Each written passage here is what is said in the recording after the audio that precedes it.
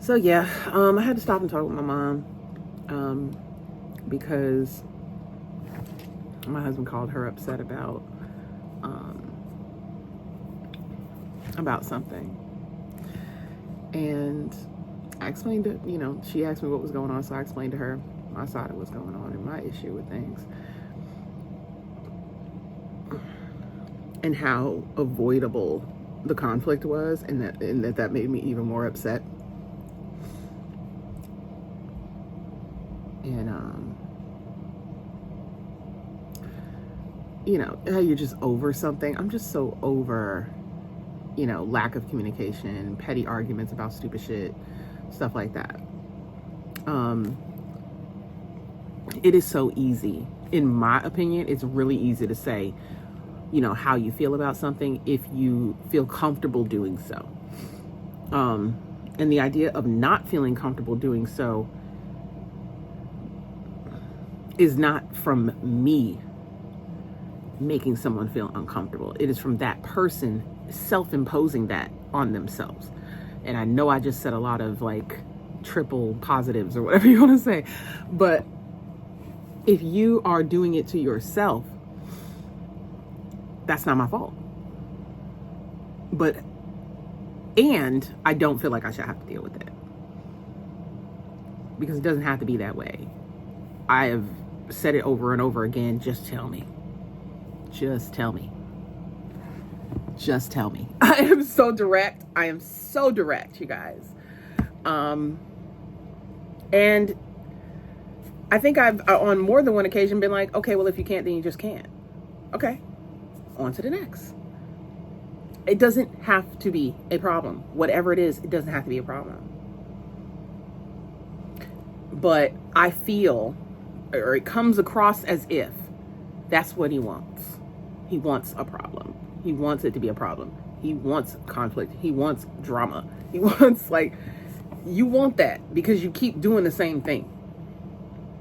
You do things, stupid things, like the damn dog pad. If you open up, does anybody have a plastic dog pad holder? If you see when you take it out how it looks, wouldn't you put it back in the same way? And then after your wife says to you, hey, it goes like this, and you just storm off, then you come back and do it the same way again that she told you it wasn't right. Call me crazy. I feel like you're trying to tell me something, which is that you don't want to help with the dog if I'm gone for a week. That's what I'm hearing. It's not like you had to walk her. You didn't have to do too much. You put a cup of food in the bowl. That's 2 meals right there. You put a cup of food in the bowl. You make sure the water bottle's full. You leave the house. When I tell you y'all that don't even take 2 minutes, take the dog pad out of the mat holder, throw it in a diaper genie, put another one in there. Nobody asked you to watch her, do any tricks with her, entertain her, pet her. No one asked you to do any of that. But you want to do petty shit, put the pad in upside down so it doesn't absorb the pee. It's hard for me when he behaves the way he does to not think he's doing it on purpose. And then when he's confronted about it, wants to act like he doesn't know what you're talking about. The whole what do you want me to say thing.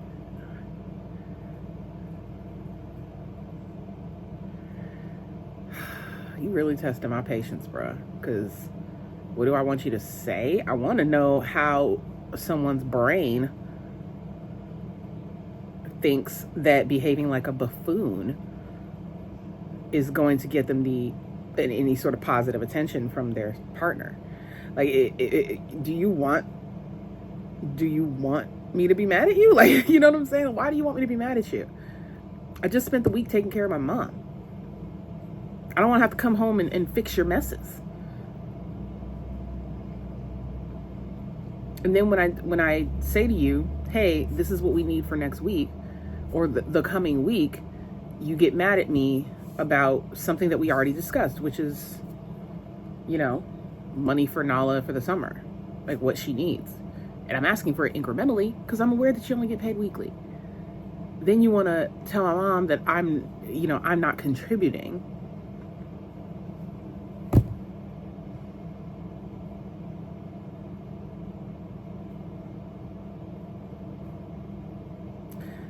And you want to tell her and not me.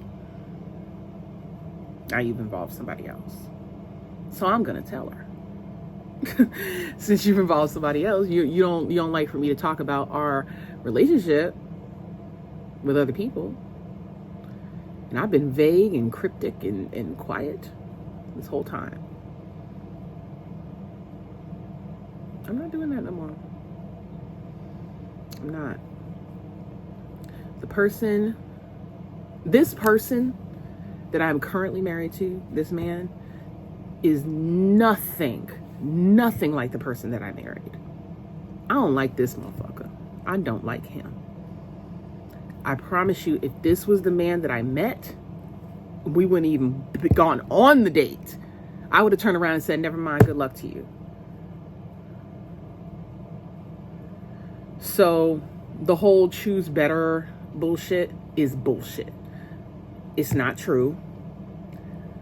Sure, there are red flags that happen along the way, and depending on the person, they come quicker or they come later. There are some people that are so slick with it, they will wait until you are like knee deep in marriage and child, rearing and all of that to act an ass, because now they feel like they've got you.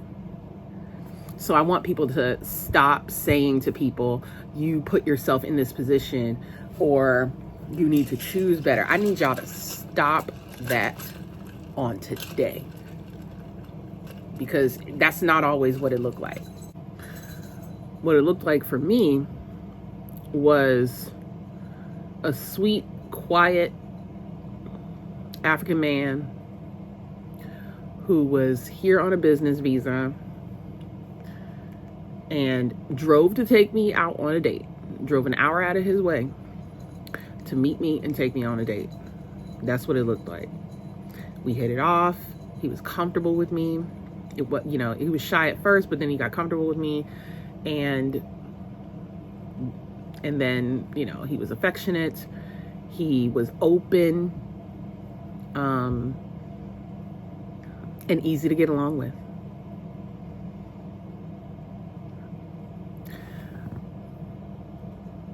And he ain't none of that shit no more. None of it. And I don't feel as if I personally did anything to change that. I think that my mom and him had some friction. I mean, we did elope, so that, my mom resented him for that. And I think that there are some cultural things that clashed. But like, in terms of like direct hits, I feel like, and I don't mean that literally, but in terms of like direct hits to the breakdown of our relationship, I feel like he did that to me more than the other way around. Maybe he sees it differently because he doesn't think he does anything wrong. But I'm gonna give you what you give me. That's been me my whole life. You're not going to say and do things to me too much before I have to let you know. Like, hey, I know I don't deserve that. So don't do me like that if you don't want me to do you like that. Okay. So as far as that goes, yes. And if you remember, the last time I was working was 2021. Summer of 2021. Now I've had a job here and there, girl. And I've also, I also chose to go back to school and get my degree, recently. So I've at least had some form of income in the way of stipends from school, to help me out. I also, with content creation, was receiving some money there. But overall, Solomon has been the provider for about 3 years. We've been married for 8. Just to put it in perspective, friends, just to put it in perspective, you would think this man carried me since we met, the way that he talks about it.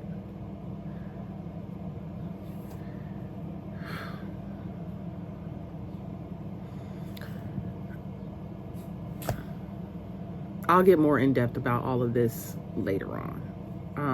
But just, I've been dropping these like little nuggets within my vlogs because when I'm able to talk about it, I'm able to release it and keep it off my spirit. You know what I mean? And I realized that without therapy as an outlet, I had been internalizing it, and it had been manifesting in the form of chronic pain. Like my mom bought me that electrolysis thing. I don't know what it's called, but the electro massager for your muscles, whatever. She bought me that because I was having sciatic pain. I had sacroiliitis at one point, y'all. Like the back pain, of course, was because of a bulging disc, which I got taken care of with surgery. But like,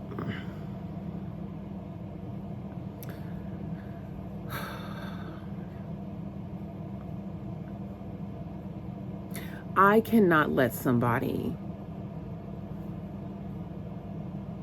put me out of commission. You know what I mean? Like emotionally put me out of commission. Like, I'm not gonna do that. It's not worth it. To what? Say you're married? Whoop-de-fucking do. Who cares? Who really cares? I don't even think I ever really coveted that. I never coveted traditional roles. So I'm not as attached to the idea. Like I am so good on that.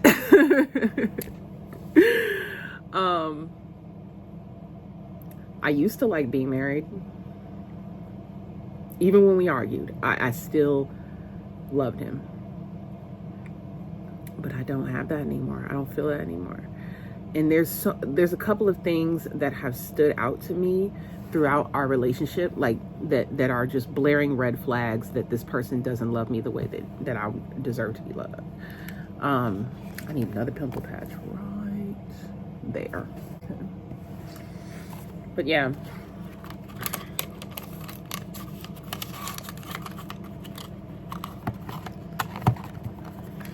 There used to be things that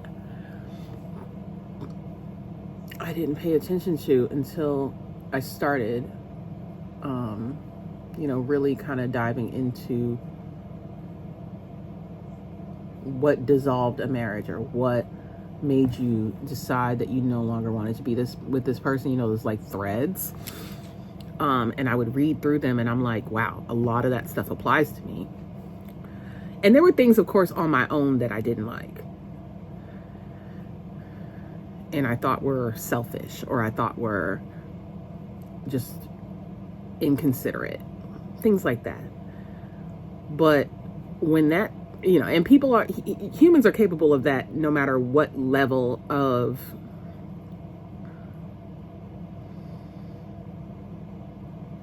no matter what the spectrum of your chemical imbalance may be, right? Because ain't no such thing as normal necessarily. We've all got some hangups. We've all got narcissistic tendencies. We've all got, but it doesn't become narcissism until it's like chronic. You know what I mean? Like until it's extreme, then it's narcissism. But like we've got things where we don't want to admit that we were at fault because we're embarrassed, or we don't want to, or we sincerely don't feel like we did anything wrong, and then we're like, kind of bounce off. There's those things, and then there's narcissism. You know what I'm saying?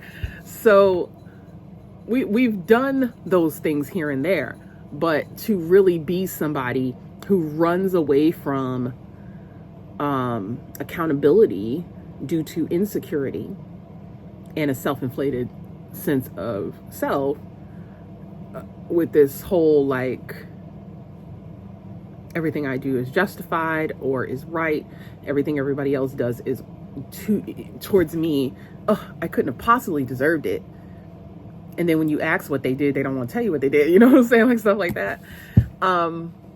That's what I'm dealing with. Even my mom has come around to admitting when she's done something wrong, or what her, that her intentions were different than what the outcome was or whatever. Even she has come around to that, and understanding where that stems from. But let me tell y'all something. I'm tell y'all something that really said to me, I will not be in this marriage too much longer. I'll tell y'all. After I had my back surgery and I was recovering. So this is going to be a 2-part thing. I was recovering that year. And I was asking my husband to just I don't know if it was a fucking glass of water or something like that. I don't care what it was. I was asking him to do something for me, and he was like, why can't you get up and do it? And he thought he was being funny. I could tell that he was being sarcastic, y'all. But why? When I'm still, my back is still closing up. You can't be serious right now.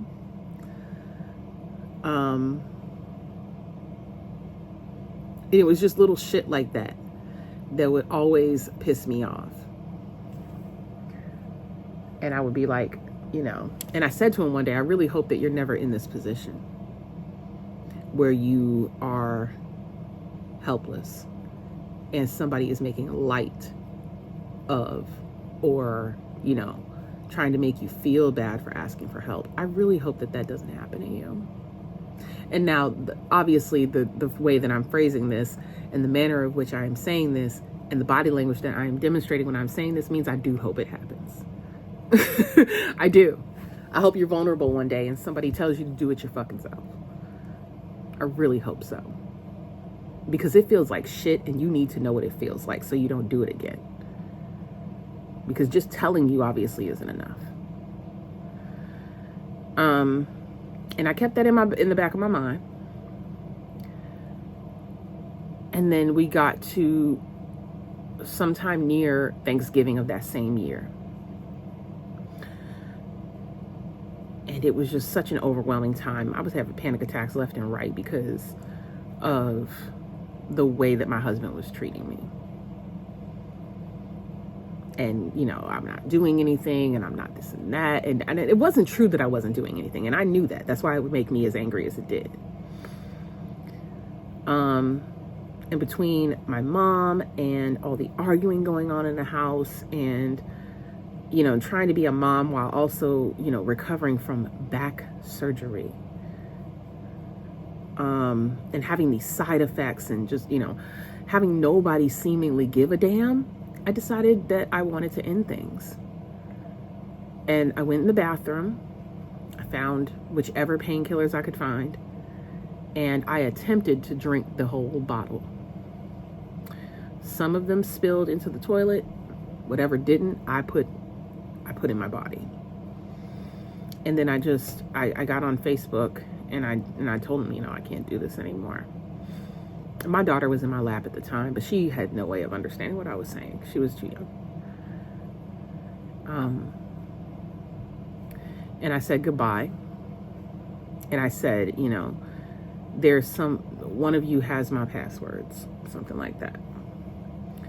And I guess one of my girlfriends, she called the police to do a wellness check. And then somebody else in my family saw the live. I don't really talk to my family on Facebook, so I forgot that they even had me there. My husband overheard me say this, and he said, "This is part one. It's not the get it yourself. This is part one." He said, "If you want to kill yourself, go ahead. I don't care."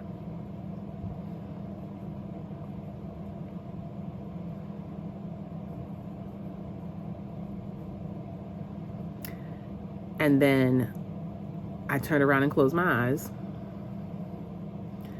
And I thought to myself, if there is such a thing as being a ghost, I'm going to haunt the fuck out this nigga.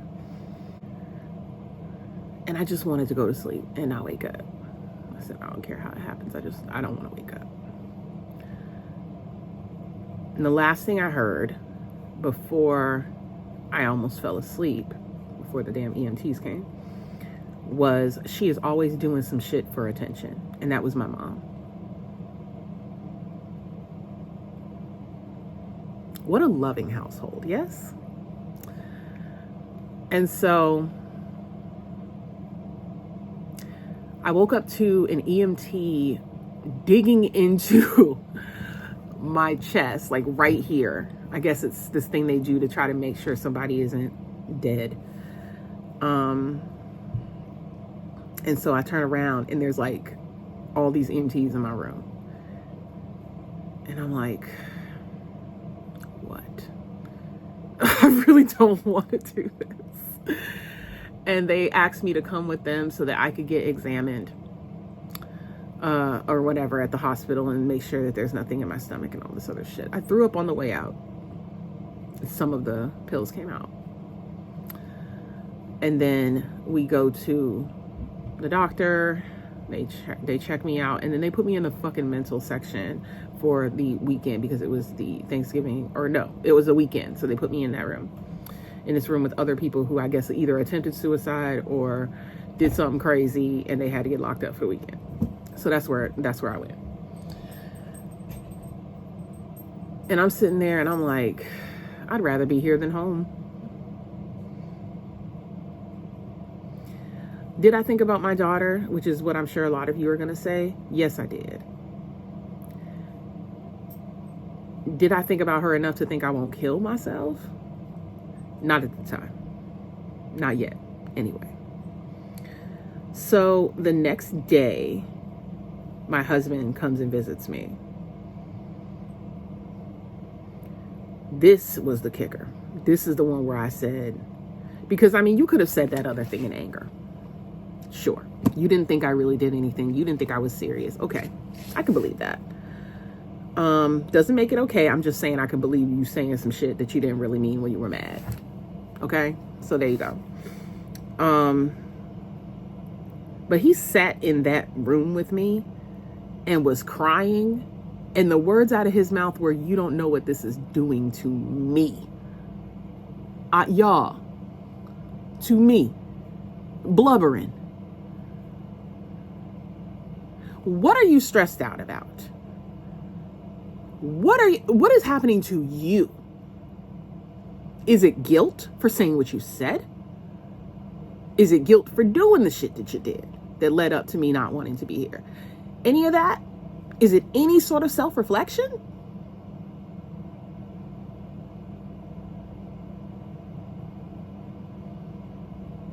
And what is happening to you specifically outside of that sort of angle?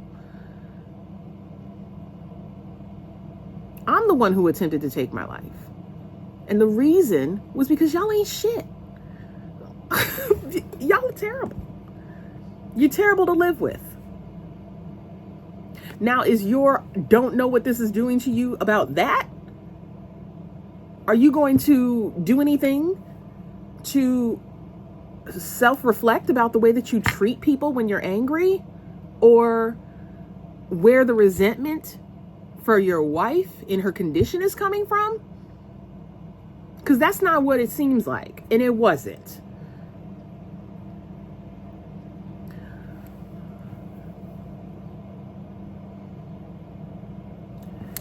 I said to him, I don't know what you're talking about. I don't understand how you are impacted the way that I have been impacted by this situation. I just don't have it in me. I don't understand at this point. But I know I'm not going to baby you. And I am not going to sit here and listen to you cry about it. And I told him that I heard what he said. He did not apologize. but he also looked noticeably embarrassed.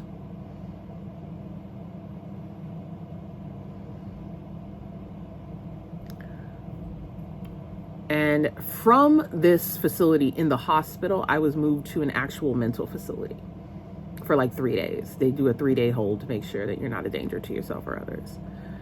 That is when I started regretting my decision. Because the therapist, the psychiatrist, so somebody with a doctorate,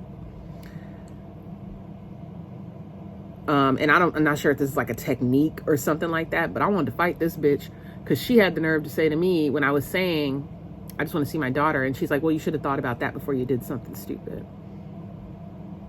What the fuck is this? Is this reverse psychology? Am I supposed to then feel like I want to live? Is this what y'all do to people? Make them feel like assholes for wanting to leave this fucking spinning marble full of shit? That's what this is? I wanted to beat her ass. And then I can stay here even longer. But I did tell the staff after I left her room, because the look I gave her, she did not look up, because I know she saw me. You know how you can see somebody out your peripheral? The look I gave her was enough for her to know if she met eyes with me, it was over. Because that shit did not work. Whatever you thought you was doing. So I went back to my room and was trying not to cry, but I did end up crying in the bathroom. And I didn't want to leave. So I think a staff member came in and she was like, look, I know you're not crazy. I could tell. We've been here a long time. We know who's lost the plot and who hasn't. And they were like, but you do have to like kind of show them that you're ready to leave by participating. You don't have to do it with a smile on your face, but just participating and doing what you need to do over the next 3 days so they can release you. And I said to her, I asked her at that point, that psychiatrist that I met with, is that some sort of tactic that they use on suicide patients? And she was like, what do you mean? I'm like, to tell them that they were stupid for attempting suicide. When I tell you that lady was so nice to me after that, they talked to her. Because that woman was very kind to me and very nurturing on my release day. That was the next time that I saw her. She did diagnose me at that point with major depressive disorder and anxiety. I was ordered to have therapy on a weekly basis, and they would have a family advocate check on my daughter to see if she was okay. That very quickly went away, you guys, because Nala, as you know, wasn't the problem, has never been affected. like she was affected, sure, but I mean, I've never done anything to my daughter because I didn't want to live. And they saw that. Fridge is full. The baby's got all the fucking toys in Target. She's got great clothes. She's clean. She's healthy. All the things. Nala's taken care of. This is not a family issue. This is a singular issue. This is me. And so, yeah, I kept seeing a therapist, and I think that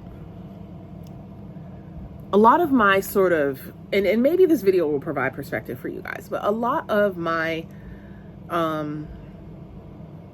hang-ups about my social media, lack of success, all that is, I want to say it's twofold. One, it's my depression kind of getting in the way of me being able to be consistent. It's my anxiety creating a fear that also keeps me from progressing. And I think that those two things combined contribute to the setbacks that I've faced over the years in trying to do things that will help me get ahead. So it's a really vicious cycle that I think only people who have experienced it get. And you can be the most intelligent person, you can be the most capable person, you can be the most creatively inclined, all that. You can be all those things and still fail. Like, you can still fail. And then to add on to that, compile onto that, people around you who are highly unsupportive, who are emotionally abusive, who are intentionally sabotaging you because they don't have shit going on for themselves, and they know that if you become successful that you will leave them. If you have all those things, then you end up like me. And so, not having my antidepressants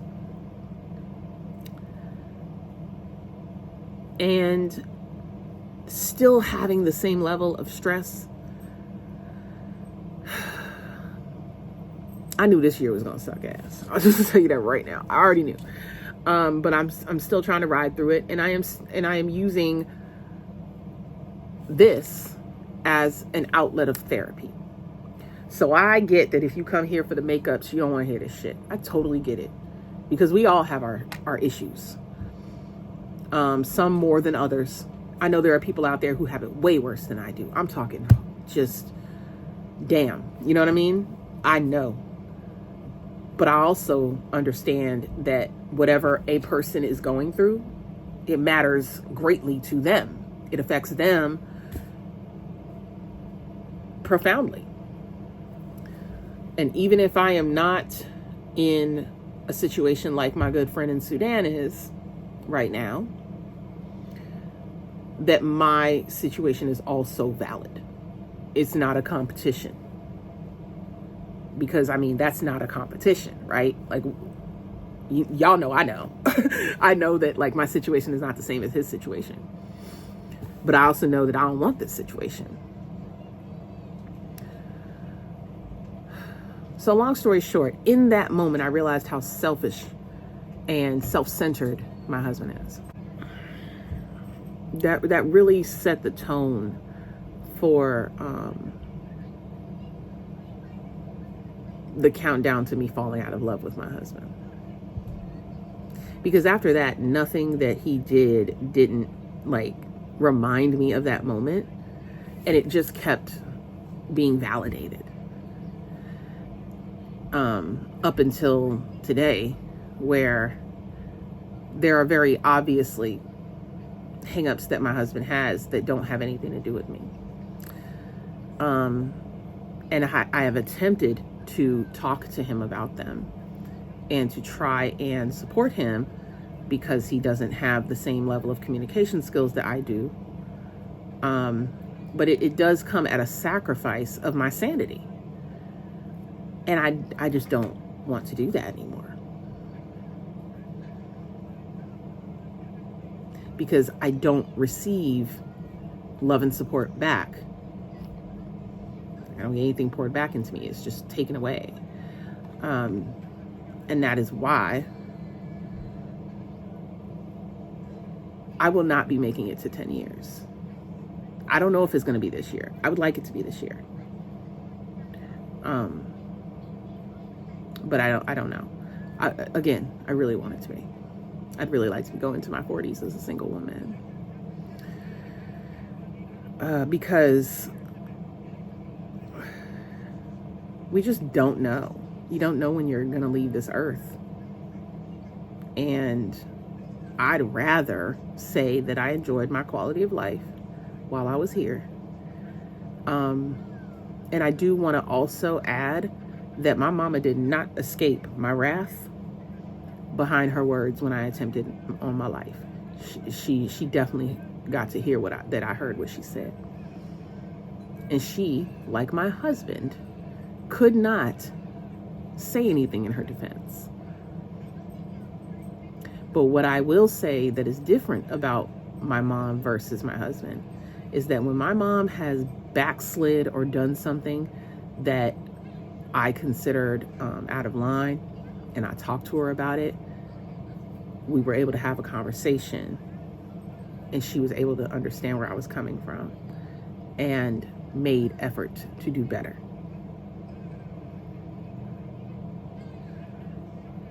It was not a whole, roundabout way of saying I'm not going to change anything. And so that's why we're able to still have a relationship today.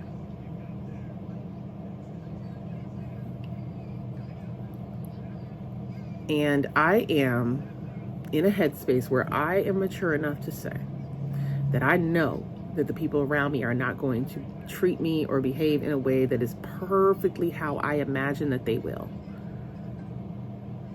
But I am going to take care to meet them where they're at, to challenge them a little bit, and to demand mutual respect.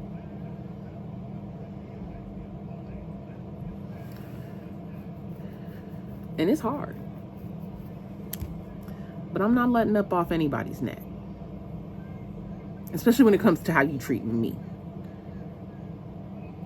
And it doesn't have to be a whole like cussing you out and all this stuff. It doesn't have to be all of that, but it is going to be, here's what we're not going to do. Because I love me. Even when nobody else is acting like they do. The only reason that I'm still sitting here is because none of you have the capacity to take care of my baby the way I want her to be taken care of.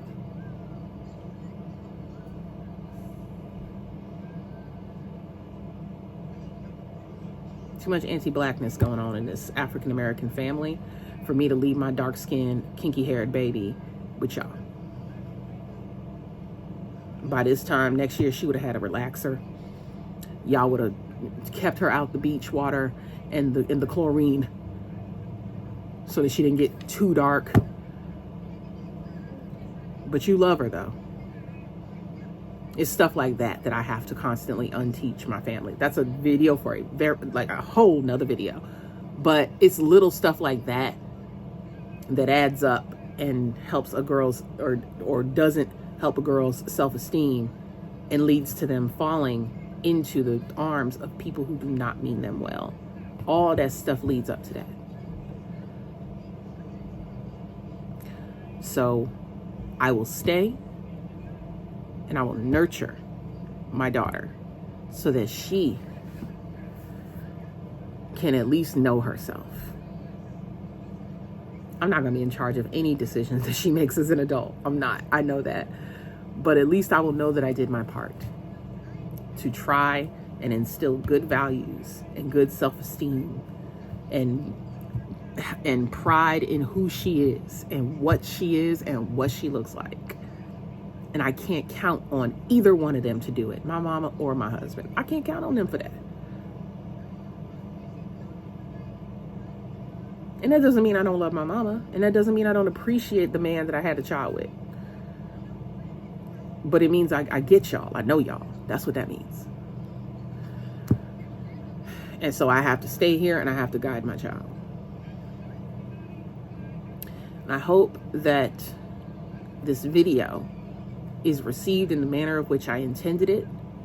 I cannot control what you think and feel and how you perceive this and whether or not I can't control none of that, and I ain't going to internalize it. I just won't.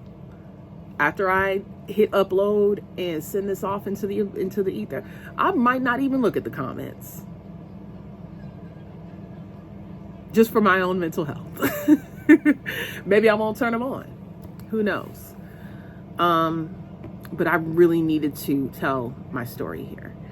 And I hope it touches y'all. I hope it reaches y'all who it needs to reach. And maybe gives you some insight into who I am and why I do what I do. And also why, when I'm not fine, that I behave the way that I do.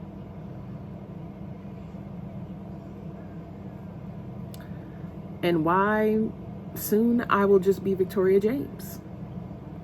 No hyphen. And why there's nothing on my fingers.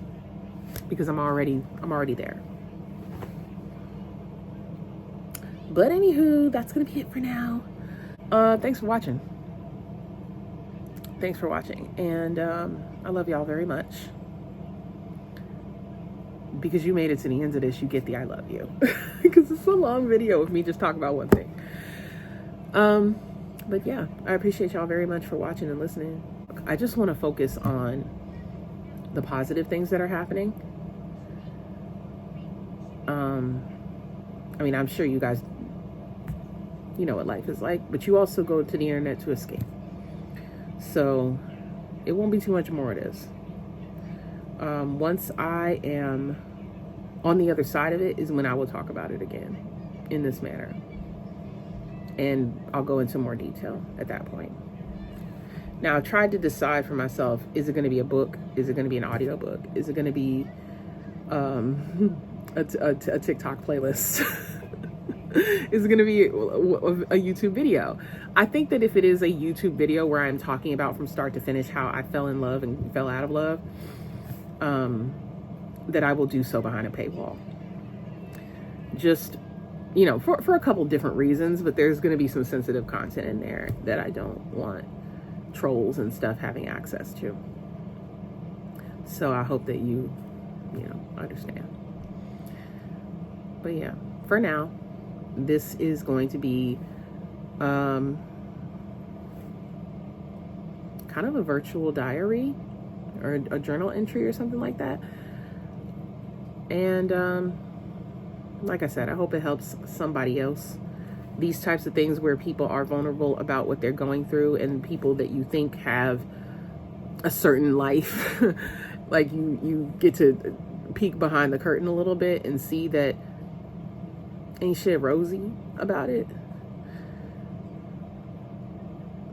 I hope it's a teachable moment.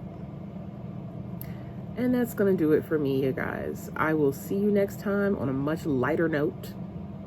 I love y'all. I'll see you next time.